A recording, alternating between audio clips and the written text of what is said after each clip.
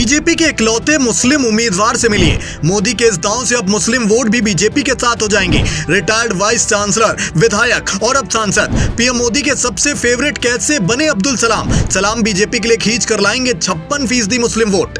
2 मार्च को बीजेपी ने अपने 195 उम्मीदवारों की पहली लिस्ट जारी की, जिसमें मात्र एक मुस्लिम चेहरे को जगह मिली। नाम है डॉक्टर अब्दुल सलाम। उन्हें केरल के मलप्पुरम से चुनावी मैदान में उतारा गया है। लेकिन यहाँ सवाल यह है कि अब्दुल सलाम पर पीएम मोदी ने भरोसा कैसे जताया और क्यों जताया?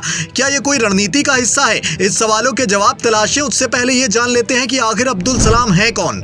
बता दें कि डॉक्टर अब्दुल सलाम केरल के तिरूर के रहने वाले हैं। वो 2011 से लेकर 2015 तक कालीकट यूनिवर्सिटी के वाइस चांसलर भी रहे हैं। 2018 तक उन्होंने जैविक विज्ञान में 153 शोध पत्र, 15 समीक्षा लेख और 13 पुस्तकें प्रकाशित कर रखी थी।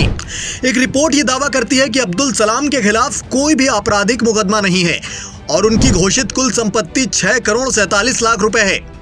सियासी सफर की अगर बात की जाए तो डॉक्टर अब्दुल सलाम 2019 में बीजेपी में शामिल हुए थे। 2021 में केरल विधानसभा चुनाव में उन्होंने 135 नेमोम निर्वाचन क्षेत्र से चुनाव भी लड़ा था। हालांकि तब उन्हें सिर्फ 9000 वोट ही मिल पाए थे और वो तीसरे नंबर पर थे। उन्हें 5.33% वोट मिला था। खैर, इस बार अब्दुल सलाम को मलप्पुरम सीट से उतारा गया है। पिछली बार इस सीट से IUML के MP कुनहाली कट्टी ने चुनाव जीता था, लेकिन 2021 में विधायकी जीतने के बाद उन्होंने सांसदी से इस्तीफा दिया था। फिर अप्रैल 2021 में हुए उपचुनाव में IUML के ही अब्दुल समद समादानी ने चुनाव जीता था।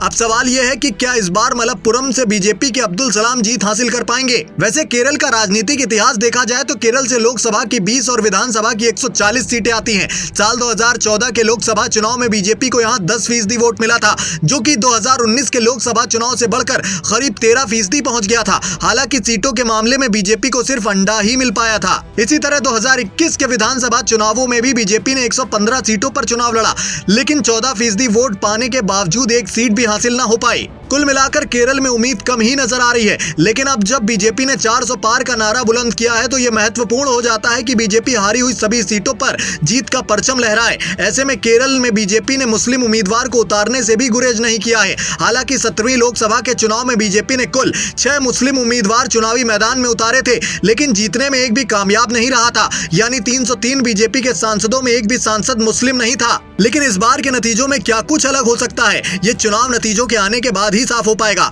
खैर दोस्तों, आपको क्या लगता है, बीजेपी के इकलौते मुस्लिम कैंडिडेट अब्दुल सलाम मोदी के मिशन 400 को साकार करने में कारगर साबित हो पाएंगे या नहीं? अपनी कीमती राय कमेंट बॉक्स में जरूर बताएं। साथ ही 2024 इलेक्शन से जुड़ी तमाम अपडेट्स के लिए इंडिया डेली लाइव के इस खास शो बायोडाटा का रुख करते रहें।